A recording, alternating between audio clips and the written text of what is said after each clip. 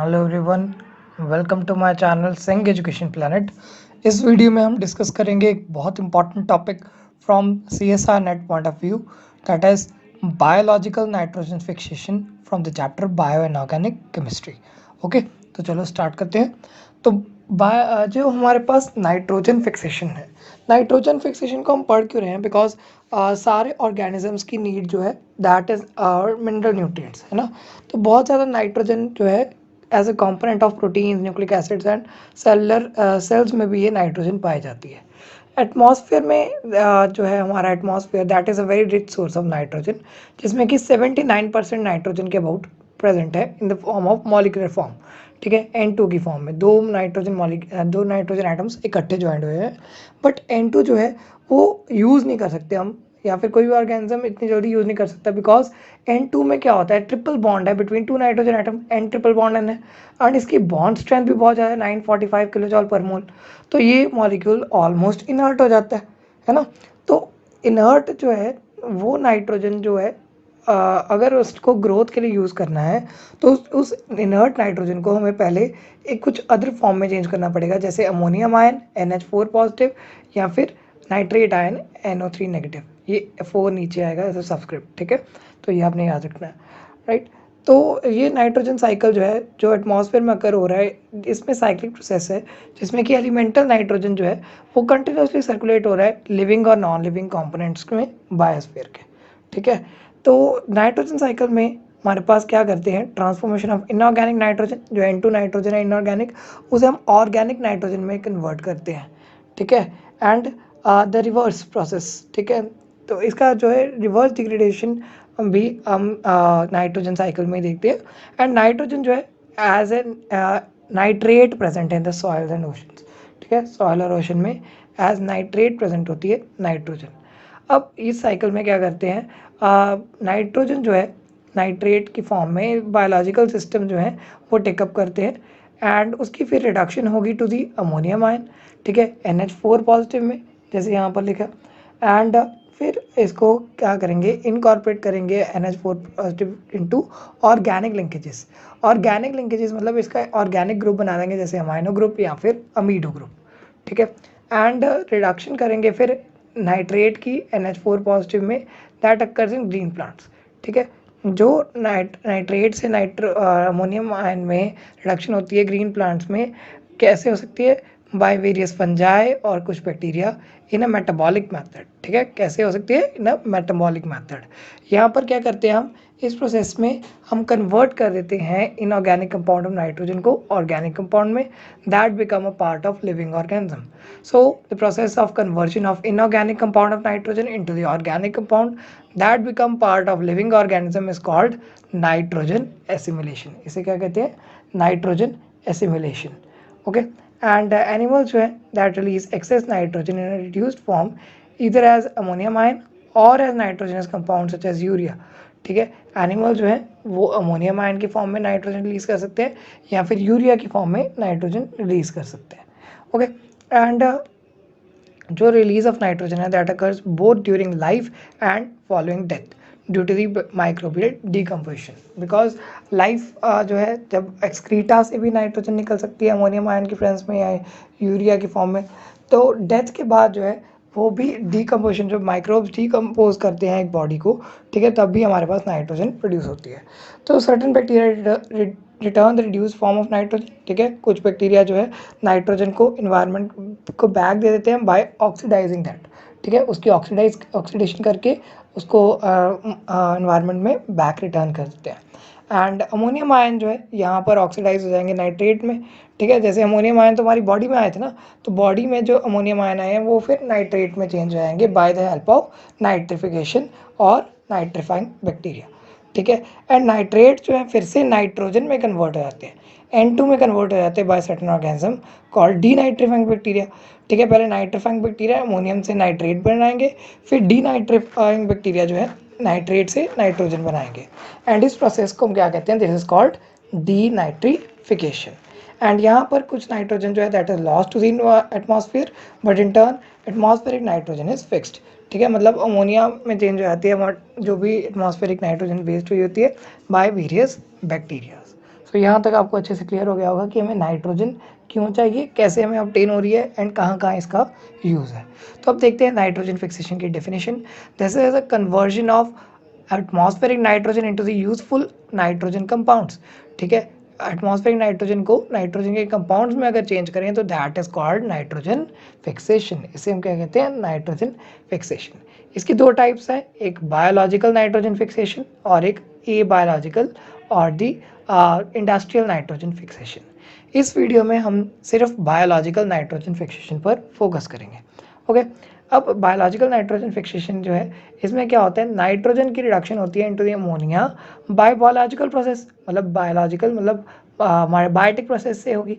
ठीक है, nitrogen to ammonia with the help of enzymes और माइक्रो ऑर्गेनिज्म। ये आपने याद रखना है कि एंजाइम या माइक्रो ऑर्गेनिज्म लगेंगे तो हमारी नाइट्रोजन की फिक्सेशन हो सकती है। एंड मेन जहाँ पर रिएक्शन हो रही है दैट इज नाइट्रोजन जो है वो अमोनिया में चेंज हो रहा है by adding the 6H positive ion and 6 electrons, because ये पॉजिटिव आयंस आ जाएंगे तो पॉजिटिविटी रेट बढ़ जाएगा, तो पॉजिटिव को बैलेंस करने के लिए हम 6 इलेक्ट्रॉन्स भी डालते हैं। तो ये जनरल रिएक्शन होगी। पर लेकिन बायोलॉजिकल फिक्सेशन की एक प्रॉपर रिएक्शन जो है दैट इज कि वो ATP की प्रेजेंस में नाइट्रोजन फिक्सेशन होती है।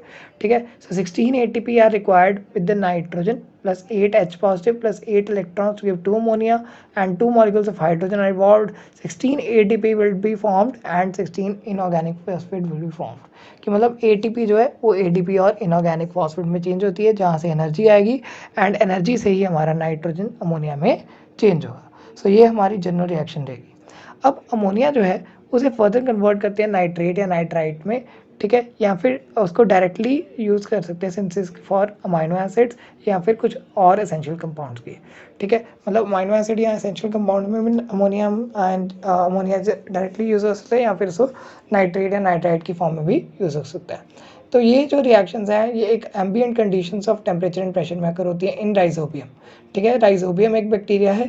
ठीक है, इसकी प्लूरल फॉर्म है राइजोबिया। वो कहाँ पर होता है, that is occurring in the roots of leguminous plants, जिसमें कि नोड्यूल फॉर्मेशन होती है such as peas and beans में आपने पढ़ा होगा 10th क्लास में भी, और बायो स्टूडेंट्स तो +2 में पढ़ा होगा। ठीक है, तो उन्होंने पढ़ा हुआ है कि हमारे पास ये लेग्यूमिनस प्लांट्स में रूट नोड्यूल फॉर्मेशन से हमारे पास नाइट्रोजन फिक्सेशन होती है। क्लास 11th में ये अच्छे से पढ़ाया जाता है बायोलॉजी में। ओके, एंड कंट्रास्ट में देखा जाए जब माइल्ड कंडीशन होती है तो industrial synthesis of ammonia require high temperature pressure and catalyst. जो है अब ये बायोलॉजिकल का डिस्कस कर रहे हैं कि हमारा हाई टेम्परेचर प्रेशर या कैटलिस्ट लगते हैं अगर हमारे पास इंडस्ट्रियल सिंथेसिस करनी है। ठीक है, अब हम देखते हैं टाइप्स ऑफ बैक्टीरिया, किस किस टाइप्स के बैक्टीरिया नाइट्रोजन फिक्स कर सकते हैं। तो we have 2 types of bacteria, एक एसिम्बियोटिक और एक सिम्बियोटिक। ठीक है, पहले हम डिस्कस करें free living bacteria that is asymbiotic bacteria. तो कॉमन जो एग्जांपल है एसिम्बियोटिक का दैट इज एजोटोबैक्टर। ठीक है, ये एक एरोबिक माइक्रोब है जिसे कि ऑक्सीजन की ज़रूरत है। और large number of anaerobic bacteria जैसे क्लॉस्ट्रीडियम पैस्ट्यूरियम, ठीक है, वो भी फिक्स कर देते हैं नाइट्रोजन को in the absence of oxygen. ठीक है, एंड एक और ग्रुप है फ्री लिविंग बैक्टीरिया का that is known as facultative group. ठीक है, कुछ होते हैं ऑब्लिगेटरी, कुछ होते हैं फैकल्टेटिव। फैकल्टेटिव में क्या है, वो एरोबिकली भी ग्रो कर सकते हैं, एनारोबिकली भी ग्रो कर सकते हैं। ये भी फिक्स नाइट्रोजन कर सकते हैं जब ये ऑक्सीजन की एब्सेंस में ग्रो करते हैं। तो ये इनकी बायोकेमिस्ट्री जो है इस रिएक्शन की that depends upon the conditions. ठीक है, एनवायरमेंटल की कंडीशंस पर इनकी बायोकेमिस्ट्री डिपेंड करेगी। अब सिम्बियोटिक बैक्टीरिया, एक तो हमें एसिम्बियोटिक पढ़ लिए, अब एक सिम्बियोटिक होते हैं जो कि किसी दूसरे के साथ कम्प्लेक्स बनाएंगे। ठीक है, म्यूचुअलिज्म शो करेंगे, 2 ऑर्गेनिज्म इकट्ठे एक्ट करेंगे। तो वो कैसे होते हैं, this fix nitrogen association plants. ठीक है, मतलब दूसरा ऑर्गेनिज्म यहाँ पर क्या है, प्लांट है, प्लांट के साथ मिलके ये नाइट्रोजन फिक्स करते हैं। एग्जाम्पल जो है राइजोबियम है। ठीक है, राइजोबियम जो है वो नोड्यूल्स बना लेता है रूट्स ऑफ लेग्यूमिनस प्लांट्स में। लेग्यूमिनस प्लांट्स के एग्जाम्पल जैसे बीन्स, पीस, क्लोव, अल्फाल्फा। ठीक है, तो इसकी रूट्स में राइजोबिया बैक्टीरिया जो होता है या फिर राइजोबियम बैक्टीरिया जो होता है दैट फॉर्म्स दी नोड्यूल्स। ठीक है, एंड अदर एग्जांपल्स लाइकन्स हैं। लाइकन्स क्या है, combination of fungus and algae. ठीक है, तो यहाँ पर नाइट्रोजन का as essential nutrient for the plant growth है। तो सिम्बियोटिक एसोसिएशन बहुत इंपॉर्टेंट फैक्टर है प्लांट ग्रोथ और एग्रीकल्चर में। मतलब symbiotic bacteria fix nitrogen to a more effective way. Okay, अब बायोलॉजिकल नाइट्रोजन फिक्सेशन के लिए रिक्वायरमेंट्स क्या क्या रहती है हमारे पास। मेनली हमारे पास जो रिक्वायरमेंट्स रहती हैं that are, first is bacterial enzyme nitrogenase, ठीक है, नाइट्रोजिनेज एंजाइम चाहिए जो कि इस प्रोसेस को, सारे प्रोसेस को कैटलाइज करेगा, ठीक है। दूसरा स्ट्रॉन्ग रिडक्टेंट चाहिए, ठीक है, एक रिडक्टेंट चाहिए जैसे फेराडॉक्सिन हो गया जो कि इलेक्ट्रॉन कैरियर की तरह बिहेव करेगा, जिसका वेरी लो रिडॉक्स पोटेंशियल हो, ठीक है। एंड थर्ड चाहिए energy rich molecule ATP, ATP biological system में होता है जो भी हमें चाहिए क्योंकि एनर्जी चाहिए रिएक्शन के लिए। एंड ऑक्सीजन फ्री कंडीशन चाहिए, मतलब एनारोबिक सिस्टम्स में ही नाइट्रोजन फिक्सेशन ईजिली हो सकती है। एंड यहाँ पर एक बात आती है दैट एंजाइम नाइट्रोजनेस जो है that is the heart of biological nitrogen fixation. Biological nitrogen fixation का हार्ट मतलब ये सबसे ज़्यादा इंपॉर्टेंट है for the biological nitrogen fixation, because इसने जो है एन ट्रिपल बॉन्ड एन की जो ग्रेट इनर्टनेस थी उसको, उसकी प्रॉब्लम को ओवरकम किया, ठीक है। तो ये नाइट्रोजन को अमोनिया में चेंज करवाने में बहुत ज़्यादा हेल्प करता है, ये कैटलाइज कर देता है रिएक्शन को। तो एन ट्रिपल बॉन्ड एन जो है NH3 में बहुत जल्दी चेंज हो जाता है with the help of nitrogenase enzyme. So अब नाइट्रोजनेज के बारे में पढ़ते हैं, इनके स्ट्रक्चर और फंक्शन के बारे में। अब नाइट्रोजनेज क्या है that are enzymes responsible for nitrogen fixation. इसमें दो मेटालोप्रोटीन्स होते हैं। पहला जो है दैट इज़ आयरन प्रोटीन, जिसमें कि हम FeS प्रोटीन कहते हैं बिकॉज आयरन सल्फर प्रोटीन है, या फिर नाइट्रोजन रिडक्टेज है, ठीक है। एंड दूसरा जो है हमारे पास प्रोटीन है that is molybdenum iron protein, या फिर मॉलिब्डेनम आयरन सल्फर प्रोटीन। तो नाइट्रोजनेस जो है हमारा कॉम्प्लेक्स वो टू प्रोटीन्स का है, dynamic equilibrium with its components, ठीक है, मतलब दोनों कंपोनेंट्स का डायनामिक इक्विलिब्रियम बन जाता है विद द नाइट्रोजनेस कॉम्प्लेक्स। तो इस तरीके के नाइट्रोजनेस कॉम्प्लेक्स जो है वो अपने कंपोनेंट्स के साथ ही इक्विलिब्रियम में रहते हैं, मतलब ये रिएक्शन जो है चलती रहेगी, ठीक है। थस नाइट्रोजनेस की डेफिनेशन क्या है, nitrogenase are the complexes of iron sulphur protein and molybdenum iron sulphur protein, मतलब मॉलिब्डेनम आयरन सल्फर प्रोटीन और iron sulphur protein whose activity couples ATP hydrolysis, means उसकी एक्टिविटी कब होगी, जब ATP की हाइड्रोलिसिस होगी to electron transfer from ferredoxin for carrying out reduction of nitrogen to ammonia. तो reduction carry out करनी है फॉर दी फेरिडॉक्सिन, ठीक है। तो फेरिडॉक्सिन की रिडक्शन कैरी आउट करने के लिए नाइट्रोजन टू अमोनिया के रिडक्शन कैरी आउट करने के लिए हमें फेरिडॉक्सिन से इलेक्ट्रॉन्स चाहिए होंगे, तो वो ATP हाइड्रोलिसिस के साथ ये कंपनी हो जाएगा। So that is a main function of nitrogenases enzymes, ठीक है। अब इनके दोनों कंपोनेंट्स को डिस्कस करते हैं। पहले हम डिस्कस करेंगे आयरन प्रोटीन या फिर आयरन सल्फर प्रोटीन कंपोनेंट। ये एक स्मॉलर प्रोटीन कंपोनेंट है जिसका मॉलिक्यूलर वेट 50,000 से 70,000 यूनिट्स पर हो सकता है, एंड इसे एजोफेराडॉक्सिन भी कहते हैं। ये येलो इन कलर होता है एंड एयर सेंसिटिव होता है, एक्सट्रीमली एयर सेंसिटिव होगा, ठीक है। एंड इसमें Fe4S4 क्लस्टर है that is called as ferredoxin core. ये बाइंड करता है मैग्नीशियम ATP के साथ और हाइड्रोलाइज कर देता है 2 मॉलिक्यूल्स ऑफ ATP पर इलेक्ट्रॉन ट्रांसफर, मतलब एक इलेक्ट्रॉन जब आएगा तो 2 मॉलिक्यूल्स ऑफ ATP जो है वो हाइड्रोलाइज हो जाएंगे ड्यूरिंग द नाइट्रोजन फिक्सेशन, ठीक है। तो रिडक्शन जो है नाइट्रोजन की अमोनिया में, इसमें क्या करेंगे 8 इलेक्ट्रॉन ज़रूरी होंगे बिकॉज 2 इलेक्ट्रॉन जो है वो हमारे यूज़ हो रहे हैं for the magnesium ATP complex, ठीक है। तो 16 ATP मॉलिक्यूल जो है कंज्यूम होंगे एक नाइट्रोजन मॉलिक्यूल के लिए अकॉर्डिंग टू दिस रिएक्शन, ठीक है। Nitrogen plus 16 molecule of ATP magnesium enzyme plus 8 H ion plus 8 electron give 2 ammonia plus 2 hydrogen plus 16 ADP Mg plus 16 inorganic phosphate groups, ठीक है। इस रिएक्शन को एक और तरीके से लिख सकते हैं लाइक दिस, ठीक है, मतलब हमारे ये बाहर से निकल रहे हैं ATP टू ADP एंड बाकी सारी रिएक्शन हमारी कंपनी हो रही है। So that is the main function of iron sulphur protein. अब नेक्स्ट हमारे पास है that is iron molybdenum protein या फिर आयरन मॉलिब्डेनम सल्फर प्रोटीन। अब इसमें क्या है, हमारे पास आयरन और मॉलिब्डेनम दोनों है, ठीक है, therefore it is called molybdenum iron protein और मॉलिब्डोफेराडॉक्सिन, ठीक है, इसे क्या कहते हैं मॉलिब्डोफेराडॉक्सिन। ये ब्राउन होता है, एयर सेंसिटिव प्रोटीन होता है एंड इसका मॉलिक्यूलर वेट 2,20,000 से लेकर 2,40,000 तक हो सकता है and it has more complicated structure and is found in 2 metal centres. तो 2 मेटल सेंटर्स इसके अंदर हैं। पहला मेटल सेंटर है P क्लस्टर जिसमें कि 8 आयरन और 7 सल्फर सेंटर है एंड दूसरा सेंटर है FeMO कोफैक्टर जिसमें कि हमारे पास क्या है 7 Fe 1 MO एंड 9 सल्फर का क्लस्टर, ठीक है, 7 आयरन 1 मॉलिब्डेनम और 9 सल्फर का क्लस्टर बन जाता है, ठीक है। अब हम P क्लस्टर को डिस्कस करते हैं या फिर 8 Fe7S क्लस्टर को। ये स्ट्रक्चरल डिटर्मिनेशन से हमें पता चला कि हमारे पास P क्लस्टर में 8 जो है आयरन एटम्स हैं, 8 सल्फर एटम्स हैं इन 2 सब यूनिट्स, ठीक है। 8 आयरन एटम्स और 8 सल्फर एटम्स इन 2 सब यूनिट्स, और इसका स्ट्रक्चर नियरली क्यूबिक है, ठीक है। जो पी क्लस्टर है that is believe to assist the reaction by transfer of electrons, ठीक है। यहाँ पर जो क्लस्टर है ये ट्रांसफर ऑफ इलेक्ट्रॉन से एक इलेक्ट्रॉन ट्रांसफर करके ये रिएक्शन को प्रोसीड करवाता है, ठीक है।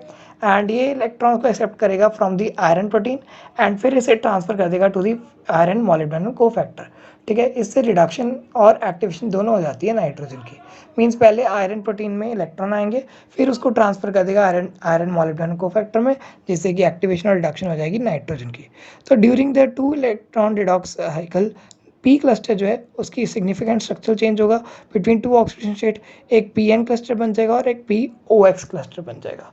जो हमारे पास पी ओ एक्स क्लस्टर है that is oxidised form of P N cluster, ठीक है। ये आपने याद रखना है that P O X cluster जो है इसकी ऑक्सीडेशन स्टेट ज़्यादा होगी, तो this is oxidised form of P N cluster, ठीक है। अब देखो पी ओ एक्स क्लस्टर क्या है, हम पहले डिस्कस करेंगे पी जो है ओ एक्स क्लस्टर को, ठीक है। यहाँ पर एक्चुअली ये पी ओ एक्स क्लस्टर है, यहाँ पर एन लिखा हुआ है गलत है, बट लेकिन यहाँ पर पी एन क्लस्टर आएगा। This is P N cluster, this is P O X cluster, okay. तो पी एन क्लस्टर में आप देखिए दिस हैज़ Fe4, 4 Fe हैं, 1 2 3 4, ठीक है। 4 Fe इन अ क्यूब, ठीक है। Cubane clusters are coupled by 2 bridging cysteine thiols, ठीक है। यहाँ पर सिस्टीन थायोल यूज हो रहा है, सिस्टीन एस और ओ एच की जगह पर Fe है, ठीक है। एंड ये जो है डाइसल्फाइड लिंकेजेस से ज्वाइन हुए हैं 2 क्यूब्स, ठीक है। तो आप इजीली इसका स्ट्रक्चर ड्रॉ कर सकते हैं। Fe के 4 टेट्राहेड्रल का अरेंजमेंट लगा दिए, 4 सल्फर का टेट्राहेड्रल अरेंजमेंट लगा दिए और सल्फर सिस्टीन से इसे ज्वाइन कर दीजिए। ये हो गया हमारा POX क्लस्टर। अब P जो है N क्लस्टर है वो कैसा है, PN क्लस्टर में हमारे पास 2 electron reduced from POX cluster है, so it is F4S3 cluster. यहाँ पर F4 है और सल्फर 3 है, ठीक है। And share the 4th sulphur, ये दोनों एक सल्फर को शेयर करते हैं and are bridged by thiol ligands from the protein cysteine, ठीक है। तो ये थायोल लिगेंड्स के इनकी ब्रिजिंग हो जाती है, पर लेकिन जो आयरन के एटम्स हैं 4 आयरन के एटम्स, इनके सेंटर में एक कॉमन सल्फर होता है, तो ये Fe4S3 क्लस्टर हो गए, ठीक है। एंड लास्ट हमारे पास जो है that is the iron molybdenum cofactor. ये क्या है, it contains molybdenum iron and sulphur. इसमें क्या है, molybdenum try iron try sulphur है, या फिर इसमें आयरन के भी एटम हो सकता है एम की जगह पर, ठीक है। ये जॉइंट होते हैं बाय 2 ब्रिजिंग सल्फाइड्स, ठीक है। 2 ब्रिजिंग सल्फाइड यहाँ पर है एंड 3rd लिगेंड डेजिग्नेटेड है वाई। तो यहाँ पर एक और वाई लिगेंड हो सकता है that is less ordered sulphur species. ये सल्फर ही है और लेकिन इसका ऑर्डर कम होता है। यहाँ पर जो आयरन एटम है सेंटर में that can interact each other, ठीक है। ये दोनों आयरन एटम्स इंट्रैक्ट कर सकते हैं अपने आप से and have iron iron bond distance of 2.5 angstrom, ठीक है। तो यहाँ पर इनका 2.5 एंगस्ट्रॉम का डिस्टेंस रहता है इनके बीच में, ठीक है। सो इस तरीके से हमारे पास नाइट्रोजनेज के ये कंपोनेंट्स हो गए। इसका मैकेनिज्म जो है नाइट्रोजनेज का यहाँ पर मतलब प्रॉपरली एक्सप्लेन नहीं किया गया था, ठीक है। तो BSc लेवल में हम इतना ही पढ़ेंगे नाइट्रोजनेज के बारे में एंड ये यहाँ तक हमारा मेन बायोलॉजिकल नाइट्रोजन फिक्सेशन का टॉपिक कवर होता है, ठीक है। In some other video we will discuss about biological nitrogen fixation, ठीक है। एंड उसके बाद हमारा ये चैप्टर प्रॉपरली फिनिश हो जाएगा। So thanks for watching the video, do subscribe to my channel for more videos and stay tune for other videos. Thank you so much.